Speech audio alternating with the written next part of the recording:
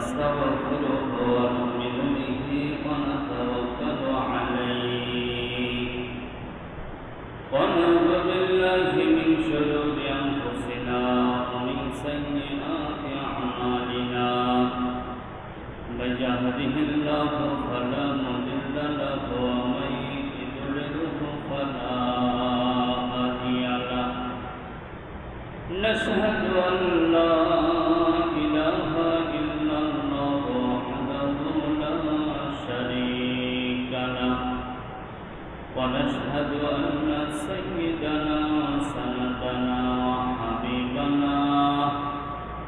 وحبيب طبيبنا ومولانا محمد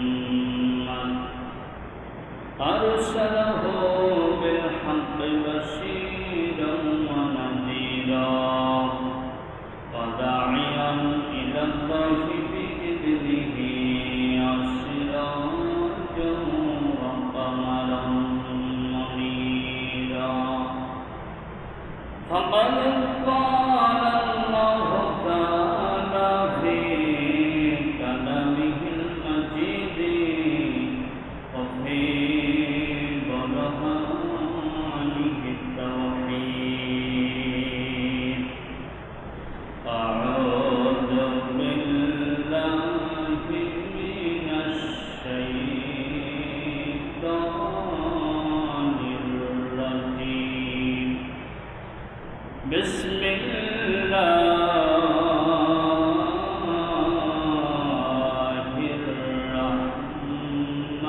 الرحمن الرحيم قالوا يا ذا القرنين إن يأجوج ومأجوج مفسدون في الأرض فهل نجعل لك خرجا على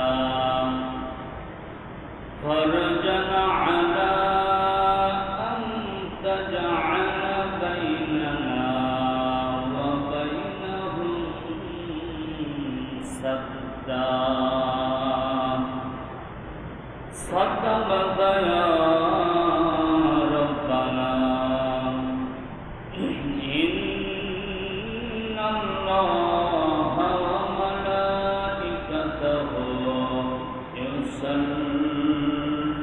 يصلون على النبي يا أيها الذين آمنوا صلوا عليه وسلموا تسليما اللهم صل على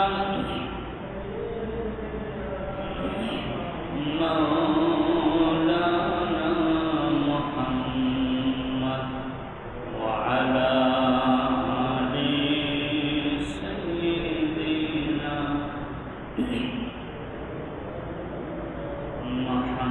محمد اللهم صل على سيدنا مولانا محمد وعلى آل سيدنا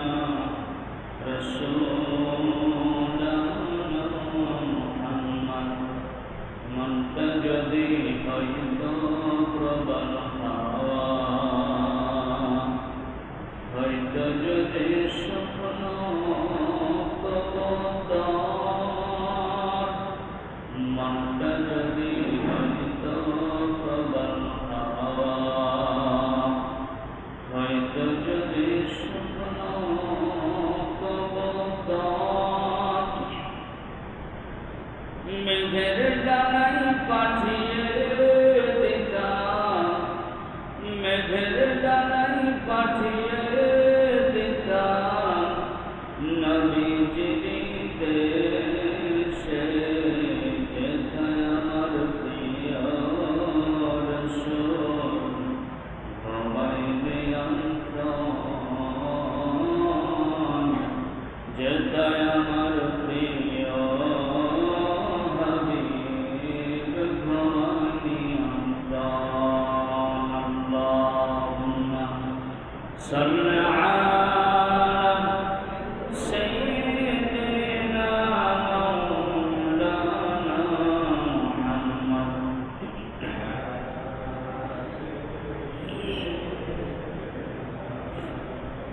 حبيبنا محمد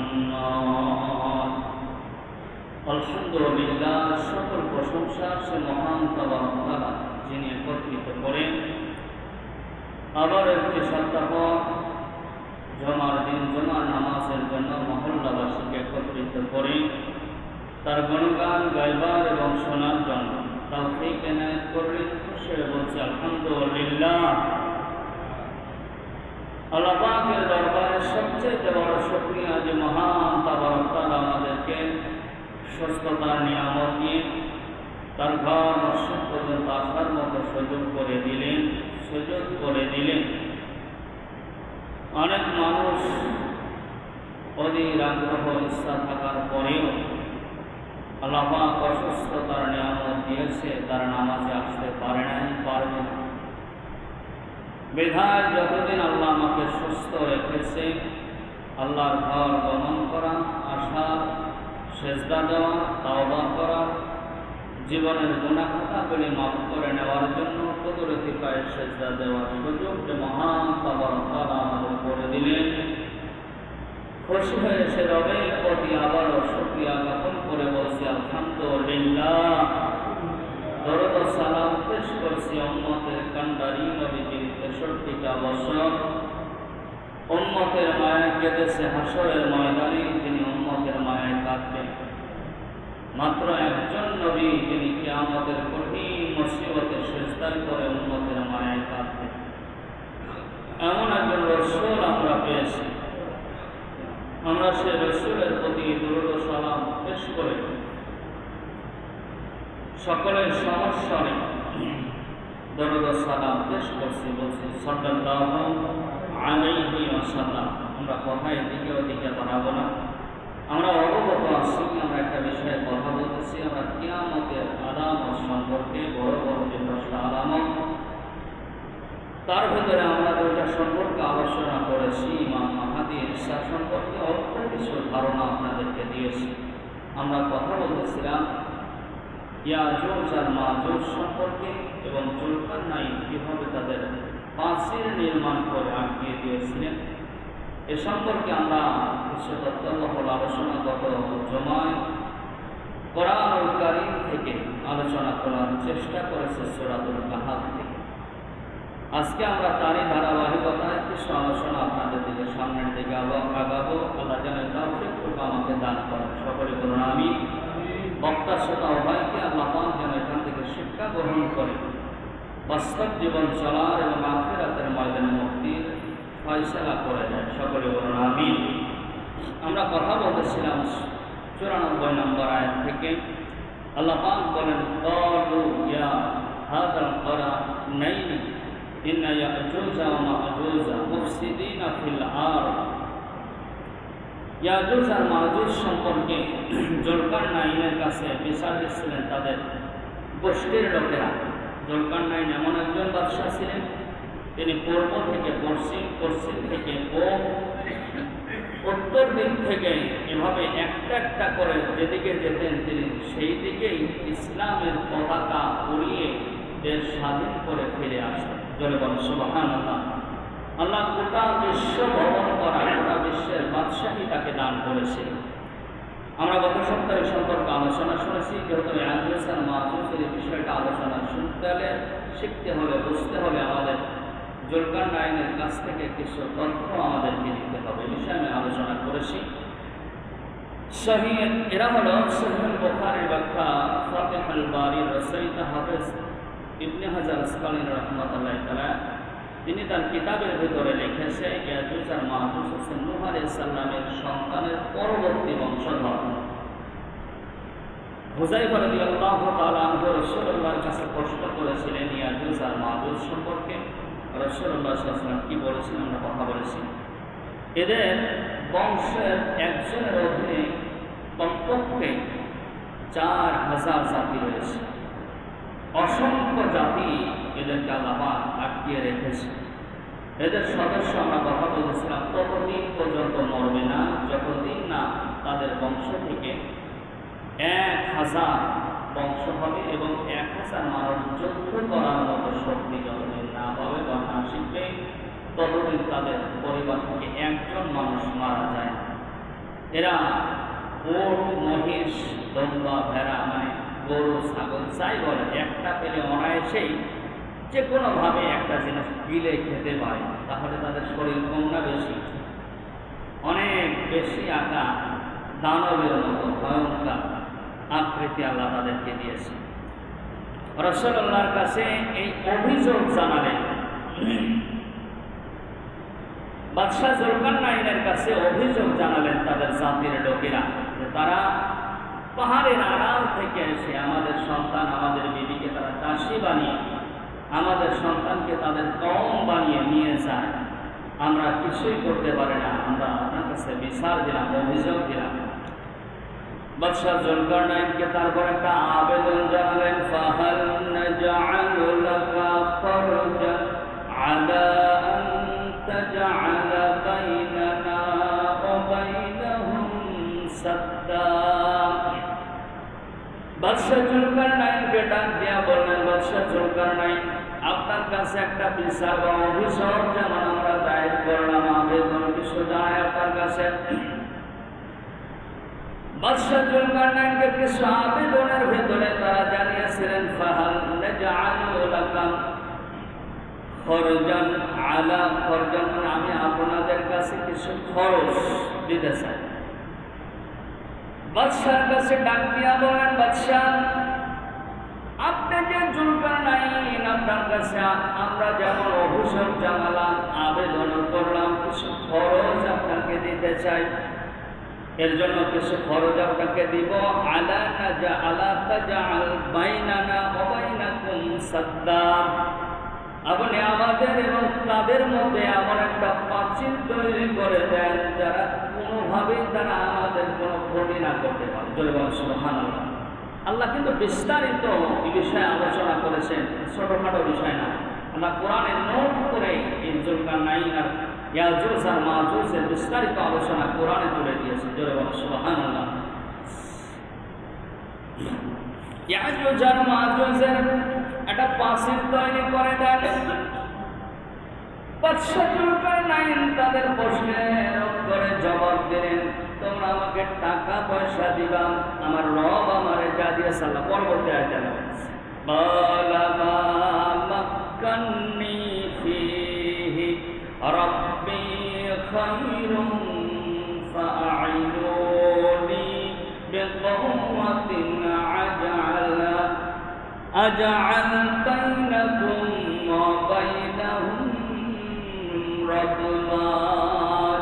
আল্লাহু আকবার। বাদশাহ যুলকারনাইন ডাক দিয়া বললেন, তোমরা যে আমারে অভিযোগ করেছ, আবেদন করেছ, তুমি আমারে টাকা পয়সা দিতে চাও, ধন দৌলত দিতে চাও, কিন্তু আমার রব আমারে এমন এক বাদশাহী দান করেছে যার প্রতি আমি সন্তুষ্ট। জোরে বলেন সুবহানাল্লাহ। এই পৃথিবী থেকে প্রান্ত থেকে প্রান্ত যেখানে যায় আমার রব আমারে সৈন্য দ্বারা, বাহিনী দ্বারা, টাকা পয়সা দ্বারা, অস্ত্র দ্বারা আল্লাহ আমারে সাহায্য করে গোটা পৃথিবীর বাদশাহী আমারে দান করেছে। জোরে বলেন সুবহানাল্লাহ। আল্লাহ আমারে যা দিয়েছে, রব আমারে যা দিয়েছে, এটাই আমাদের জন্য সামর্থ্য, এটাই আমার জন্য উত্তম। জোরে বলেন সুবহানাল্লাহ। তার মানে তিনি বোঝাতে চায় রবের শুকরিয়া আদায় করার দরকার আছে না নাই? যা পাবেন সেখানেই রবের শুকরিয়া আদায় করা আল্লাহ পাক শিখিয়েছে। যুগে যুগে পয়গম্বর, নবী, রাসূল, উত্তম ব্যক্তিদেরকে শুকরিয়া আদায় করার মাধ্যম দিয়ে আল্লাহ আমাদের শিখিয়েছে। জোরে বলেন সুবহানাল্লাহ। আল্লাহ পাক মুহূর্তের ভিতরে তিনি জানায় দিলেন, ফাইনু বিকুওয়াতিন আজআল বাইনাকুম ওয়া বাইনাহুম রাদমা। সুতরাং আমি তোমাদের কাছে টাকা পয়সা চাই না, ধন দৌলত চাই না, কোনো বিষয় চাই না, তবে আমি তোমাদের কাছে একটা জিনিস চাই, সেটা হচ্ছে তোমরা আমাকে শ্রম দিবা। জয় বলেন সুবহানাল্লাহ। তোমরা আমাদেরকে শ্রম দিবা, শ্রম দেওয়ার মাধ্যম দিয়া আমি তোমাদেরকে এমন একটা দৃঢ় একটা প্রাচীর তৈরি করে দিতে চাই যে প্রাচীর পৃথিবীতে আল্লাহ যত দিন চাইবে ইনশাআল্লাহ এই পাশেরটা আল্লাহ ততদিন টিকায় রাখবে। জোরে বলুন সুবহানাল্লাহ। এখানেও তিনি আল্লাহর প্রশংসা করলেন, জানালেন তিনি ইচ্ছা করলে বলতে পারতেন আমি একটা পাশের নির্মাণ করে দিলাম, এই পাশেরটা আমি গড়ে যাচ্ছি আর কোনোদিন ধ্বংস হবে না, নষ্ট হবে না। কিন্তু বাদশাহ জুলকারনাইনকে আল্লাহ এত ভালোবেসেছিলেন, তিনি নিজেই জানায় দিলেন না, আল্লাহ যতদিন চাইবে ততদিন এই পাঁচিল নির্মাণ থাকবে, আল্লাহ যখন চাইবে না তখন এই পাঁচিল ভেঙে যাবে। জোরে বলুন সুবহানাল্লাহ। সুতরাং তোমরা তোমাদের যা কিছু আছে সব দিয়া আমাকে শ্রম দিবা, সাহায্য করবা, একটা পাঁচিল নির্মাণ করে দিব। আল্লাহর এই পয়গম্বর না, এই বাদশাহ জুলকারনাইন এমন বিচক্ষণ একজন বাদশাহ ছিলেন, তিনি মুহূর্তের ভেতরে মানুষের কাজকর্ম বা কোনো একটা এলাকায় গেলে তাদের কোন কাজটা ভালো তিনি বুঝতে পারতেন। জোরে বলুন সুবহানাল্লাহ। তিনি এলাকায় গিয়ে দেখলেন লোহা গলিত সীসা দিয়ে তারা বিভিন্ন ধরনের জিনিস তৈরি করতে পারে। ওই সময় লোহা গলিত সীসা দ্বারা, তামা দ্বারা গলিতভাবে তারা বিভিন্ন জায়গায় বিভিন্ন কিছু তৈরি করতে পারে। আল্লাহ পাক ৯৫ নম্বর আয়াতের শেষের দিকে আবার আল্লাহ পাক পরবর্তী আয়াতে আল্লাহ জানালেন আতুনি সুবারল হাদিদ, তোমরা লোহার পাত্র আনো, তোমরা লোহার পাত্র আনো। জুলকারনাইন তাদেরকে শ্রম দিতে বললেন, ডাক দিয়ে বললেন আতুনি সুবারল হাদিদ, তোমরা লোহার পাত্র আছে, এই লোহার পাত্রগুলি যোগায়। পরবর্তীতে আবার ডাক দিয়া বলেন হাত্তা ইদা সাওয়া বাইনাল হাদাফাইনি ক্বালান ফুকু, তোমরা এই পাত্রগুলি দিয়ে এই যে পাহাড়ের যে পাঁচিল আছে, এই দুই পাহাড়ের মাঝখানে পাত্রগুলা বা লোহার পাত্রগুলা দিয়ে বসায়া বসায় বিশাল পাঁচিল তৈরি করে। বলে বলো সুবহানাল্লাহ। বিশাল পাত্র যখন দিয়া পাহাড় তৈরি করেছে, পাহাড় তৈরি করার পরে এবার ডাক দিয়া বললেন বাদশাহ জুলকারনাইন, তোমরা এবার এই পাত্রর নিচ থেকে ফু দাও। ফু এখানে হাত্তা ইদা সাওয়া বাইনাল হাদাফাইনি ক্বালান ফুকু, তোমরা ওখানে ফু দাও। ১৪০০ বছর না, অনেক আগের ইতিহাস, আজ থেকে প্রায় ৬০০-৭০০ বছর আগের ইতিহাস। তিনি বাদশাহ জুলকারনাইন, ওই সময় বিজ্ঞান এদেশে এমনভাবে বিস্তার ছিল না, ওই সময় এমন আধুনিক কোনো যন্ত্র ছিল না। ওই সময় তিনি জানতেন মানুষকে দিয়ে শিঙ্গা দিয়ে ফু দিতেন। আমাদের দেশে এখনও অত্যন্ত গ্রাম অঞ্চলে গেলে দেখবেন মহিলারা যে মানে লাকড়ি দিয়ে যেখানে রান্না করেন, এখনও অধিকাংশ আমাদের দিকে আছে। তখন আগুন নিভায় গেলে যেমন ফু দিলে আগুন ধরে যায়, ঠিক বাদশাহ জুলকারনাইন ঠিক একইভাবে তাকে ওই শিঙ্গায় ফু দিতে বললেন তাদেরকে। পুরা পাথরে যখন সবাই মহল্লাবাসী মিলে ফু দিলে পাথরে আগুন ধরে গেল। ধরে বাবু সুবহানাল্লাহ। পাথর গুলাতে যখন আগুন ধরে গেল, ফু দিতে আগুন ধরে গেল, সব লোহাগুলি গলে গলে গলে গলে একটা পাথর বা একটা পাঁচিলের নির্মাণ হয়ে গেল। ধরে বাবু সুবহানাল্লাহ।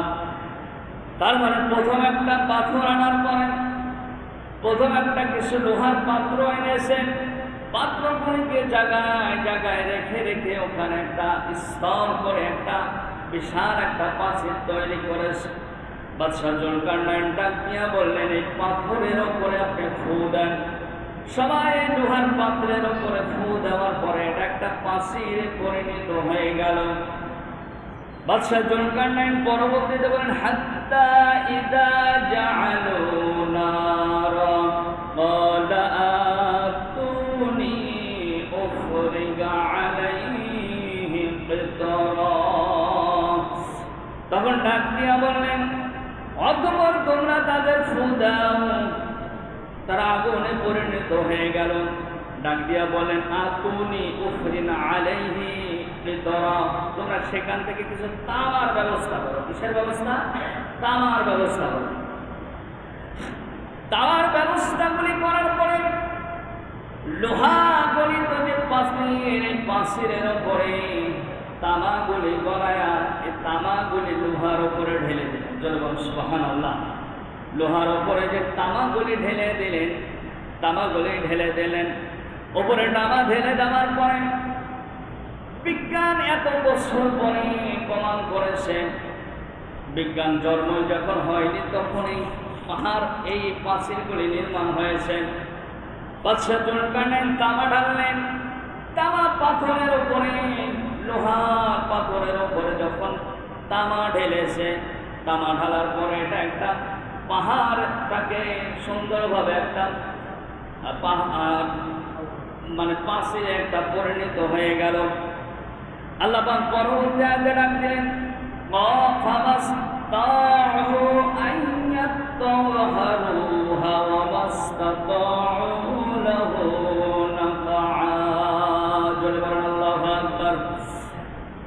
জুলকারনাইনকে ডাক দিয়া বলেন, যে পাথর দেখা যায়, লোহার পাথরের উপরে তুমি যখন তামা ঢেলে দিয়েছ, তামা ঢেলে দেওয়ার পরে পাথরটা যখন তামায় পরিণত হয়ে গেছে, পাথর যখন তামায় পরিণত হয়ে গেছে, এই পাথরটাকে সঙ্গে সঙ্গে তিনি ডাক দিয়া বললেন, এটা এমন একটা প্রাচীর আমি তৈরি করে দিলাম যে প্রাচীরটা আল্লাহ কোনোদিন চাইলেই সেটা ভাঙবে না, সারা ভাঙবে না। জোরে বলো সুবহানাল্লাহ।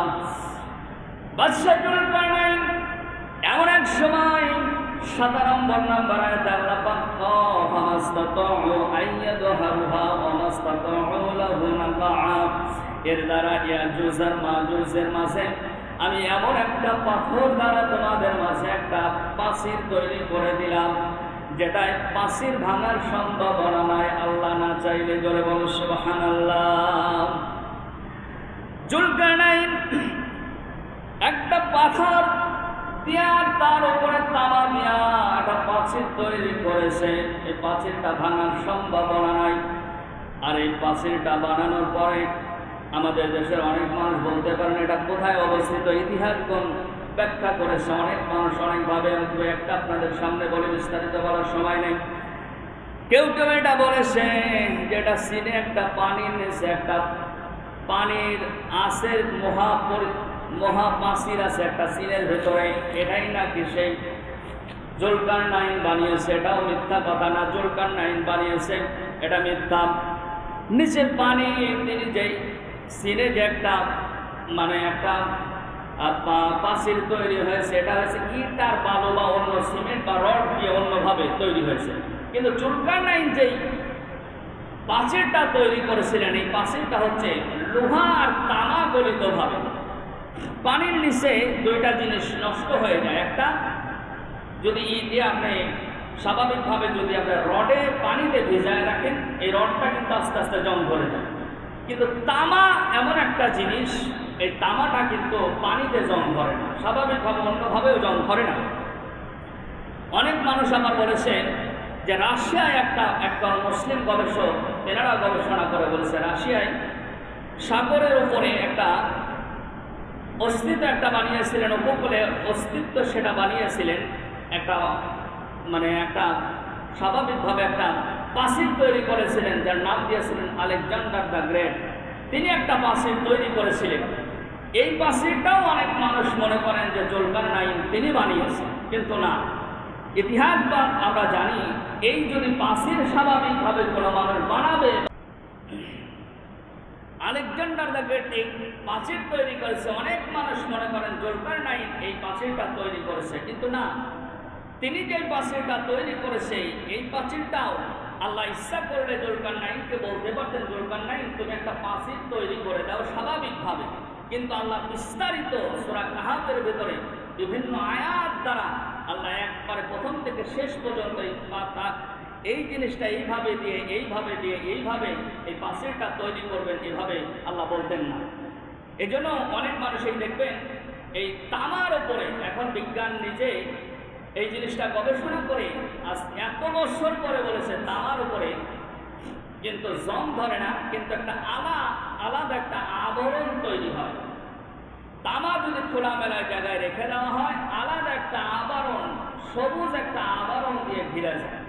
অনেক মানুষই বলেছে এই যে গেটটা বা এই যে প্রাচীরটা তৈরি করেছে, এই প্রাচীরটা তামাও করে দেওয়ার কারণে পৃথিবীর সবুজ প্রকৃতির সঙ্গে এই প্রাচীরটা মিশে গেছে। পৃথিবীর কোনো মানুষ জানে না এই প্রাচীরটা জুলকারনাইন কোথায় বানিয়েছে। জোরে বলে সুবহানাল্লাহ। যদি মনে করেন আপনি বিজ্ঞানের কথা বিশ্বাস করেন, বলতে পারেন যে এই প্রাচীরটা জুলকারনাইন বানিয়েছে, ঠিক আছে, আপনি প্রাচীরটা পেলে তো কিয়ামত সংঘটিত হয়ে যাওয়ার সম্ভাবনা থাকে। কারণ কি কিয়ামতের বড় বড় আলামতের ভেতরে 10টা যে আলামতের কথা আমরা বলি, আল্লাহ নিজে বলেছে, রাসূলুল্লাহর হাদিস দ্বারা আমি আপনাদের সামনে শোনাচ্ছিলাম। এই 10টা বড় কিয়ামতের আলামতের ভেতরে একটা আলামত হচ্ছে ইয়াজুজ আর মাজুজ এই দুনিয়াতে আগমন ঘটবে। জোরে বলেন সুবহানাল্লাহ। সুবহানাল্লাহ বলতেছেন। ইয়াজুজ আর মাজুজ যখন এই দুনিয়াতে আসবে, এত ভয়ঙ্কর একটা পরিণত হবে, এটা বলার মতো না। এত ভয়ঙ্কর এই দুনিয়াতে, এমন একটা ভয়ঙ্কর জিনিস তৈরি হবে এই দুনিয়াতে। এই প্রাচীর তৈরি করার পরে তারা শান্তিতে বসবাস করতেছে। কোন সময় আসবে এই ইয়াজুজ আর মাজুজ দুনিয়াতে? রাসূলুল্লাহ সাল্লাল্লাহু আলাইহি ওয়াসাল্লাম তিরমিজির হাদিসের ভিতরে বলেছেন, ইয়াজুজ আর মাজুজ এই দুনিয়াতে আগমন ঘটবে যখন দাজ্জাল এই দুনিয়াতে থেকে বিদায় করে দিবে ঈসা নবী। আমরা ইতিহাস কিছুদিন আগে 2-1 সপ্তাহ আগেই মনে হয় ঈসার হরুল্লাহের দাজ্জালের ঘটনা আপনাদের সামনে তুলে ধরেছিলাম। দাজ্জাল পৃথিবী থেকে বিদায় নেওয়ার পরে ইহুদি গোষ্ঠীকে মুসলমানেরা যখন হত্যা করবে, পৃথিবীরা মুসলমানেরা শান্তিতে বসবাস করতে থাকবে, তখনই আল্লাহ পাক অসবাবিভাবে না গায়েবীভাবে ঈসা নবীকে জানায় দিবেন, ঈসা নবী, এই দাজ্জালের পরবর্তীতে আমি এমন একটা জাতি দুনিয়াতে পাঠাবো, যে জাতি তুমি শুধু ঈসা নবী না, গোটা পৃথিবীর মুসলমান যদি চেষ্টা করে এই জাতিকে ধ্বংস করা সম্ভব না। ঈসা রূহুল্লাহ আল্লাহর কাছে প্রশ্ন করেছেন, আল্লাহ জানতে চায় তাহলে আমি কি করব? আল্লাহ পাক জানিয়েছিলেন, ঈসা তুমি ওই সময় তোর পাহাড়ে তোমার যত মানুষ আছে, গোষ্ঠী আছে, জাতি আছে, যাদের তোমার কওমের মানুষ মনে হয়, তাদেরকে নিয়ে তোর পাহাড়ে তুমি আশ্রয় নেবা। এবার আসুন, জুলকারনাইনের বাদশাহের প্রাচীর কিভাবে ভাঙবে? যেদিন জুলকারনাইন বাদশাহ নিজেই প্রাচীর তৈরি করেছেন, সেই দিন থেকে ইয়াজুজ আর মাজুজ নিজে এই প্রাচীরটা ভাঙার জন্য চেষ্টা করতেছেন। কিতাবের ভেতরে এসেছে তারা সর্বপ্রথম যখন এই প্রাচীর ভাঙতে যায়, প্রাচীর ভাঙতে ভাঙতে ভাঙতে ভাঙতে সামান্য আলো দেখা যায়, আর সামান্য কিছু জায়গা থাকে, আর 2-1টা বাড়ি বা 2-1 ঘন্টা বা 5 ঘন্টা 7 ঘন্টা কাজ করলেই হয়ে যাবে। কিন্তু তারা অলস জাতি ছিল, সন্ধ্যা হয়ে যাওয়ার সঙ্গে সঙ্গে তারা বলতো আবার আগামীকাল করব। এভাবে একবার 2বার না, জুলকারনাইন যখন এই প্রাচীরটা নির্মাণ করেছে, প্রাচীর নির্মাণ করার পর থেকে তারা এই পর্যন্ত এখনো পর্যন্ত এই গাধার মতো প্রতিদিন এই কাজগুলি করতে থাকে। এই বাদশাহ জুলকারনাইন বিশ্বনবী মুহাম্মদ রাসূলুল্লাহ সাল্লাল্লাহু আলাইহি ওয়াসাল্লাম জানিয়েছেন, সর্বশেষ যখন এই পাথরটা তিনারা এই পাথরটা ভাঙবেন, তখন এই পরিণত কি হবে? জুলকারনাইনের বাদশাহের প্রাচীর যখন সর্বশেষ তিনারা একটা সময় ভেঙে ফেলবে, যখন দাজ্জাল এই দুনিয়া থেকে আগমন করবে, ঈসা রূহুল্লাহ তাকে হত্যা করবে, 1-2 না ইহুদি খ্রিস্টানটাকে মুসলমানেরা যখন হত্যা করে ফেলবে, তখন ইয়াজুজ আর মাজুজের আগমন এই দুনিয়াতে ঘটবে। প্রাচীর সর্বশেষ হঠাৎ করে একদিন তারা প্রাচীর ভাঙতে ভাঙতে একদম শেষ প্রান্তে যখন চলে যাবে, তখনই তাদের মুখ থেকে একটা শব্দ বের করার সঙ্গে সঙ্গে আল্লাহ পাক এই দুনিয়াতে তাদের আবার আগমন করাবে।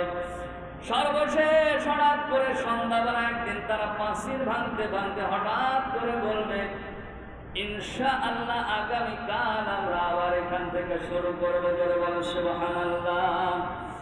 এই ইনশাআল্লাহ বলার কারণে ইয়াজুজ আর মাজুজ পরের দিন সকালবেলা মনে করেন এরা একটা পাঁচিল, প্রতিদিন আমি ভাঙতে একদম শেষ প্রান্তে যখন আসি তখন এভাবে চলে যায়, আবার আগামীকাল করব। পরের দিন এসে দেখেন আবার যেমন পাঁচিল ছিল আবার তেমন জোরে বলেন সুবহানাল্লাহ। আল্লাহর কুদরতি ভাবে আল্লাহ পাকে পাঁচিলটাকে নিজে হেফাজত করে রেখেছে, জোরে বলেন সুবহানাল্লাহ। আবার পরবর্তী দিন এসে আবার ভাঙতে প্রায় শেষ, অলন জাতি যেহেতু আবার পরের দিন করব। কিন্তু হঠাৎ করে একদিন সর্বশেষ যখন বলবে ইনশাআল্লাহ আগামীকাল আমি করব, আল্লাহ পাক ওই কথাটা তাদের কবুল করে নিয়ে পরের দিন সকালবেলা ইয়াজুজ আর মাজুজের গোষ্ঠীরা গিয়ে দেখবে আগে তারা যেভাবে পাঁচিল রেখে এসেছিল ওইভাবেই পাঁচিলটা আছে, জোরে বলেন সুবহানাল্লাহ। মুহূর্তের ভেতরে তাদের ওই পাঁচিলটা তারা ভেঙে ফেলবে। ভাঙার পরে সর্বপ্রথম এই দুনিয়াতে ইয়াজুজ আর মাজুজের গোষ্ঠী দুনিয়াতে আগমন করবে। রাসূলুল্লাহ সাল্লাল্লাহু আলাইহি ওয়াসাল্লাম বলেন, সর্বপ্রথম যখন ইয়াজুজ আর মাজুজের একটা দল এই দুনিয়াতে আগমন করবে, আল্লাহ পাক ঈসা রূহুল্লাহকে ডাক দিয়া বলবে, ঈসা দৌড়াও দরবারে, তোমার যত বংশ যত তোমার জাতি আছে সবাইকে নিয়ে জোরে যাও। ওই সময় এমন একটা ভয়ঙ্কর হবে এই দুনিয়াতে, মুসলমানেরা পালানোর কোনো জায়গা পাবে না। যে যেখানে আশ্রয় পাবে, যে যেখানে ঘর পাবে, যে যেখানে থাকার জায়গা পাবে, অন্ধকার একটা জায়গা পাবে, বান্দা সেই জায়গায় গিয়ে আশ্রয় নিতে থাকবে। এই কঠিন মুহূর্তে ইয়াজুজ আর মাজুজ যখন দুনিয়াতে আগমন করবে, পাহাড় থেকে তারা লাফায় দুনিয়াতে আগমন করবে।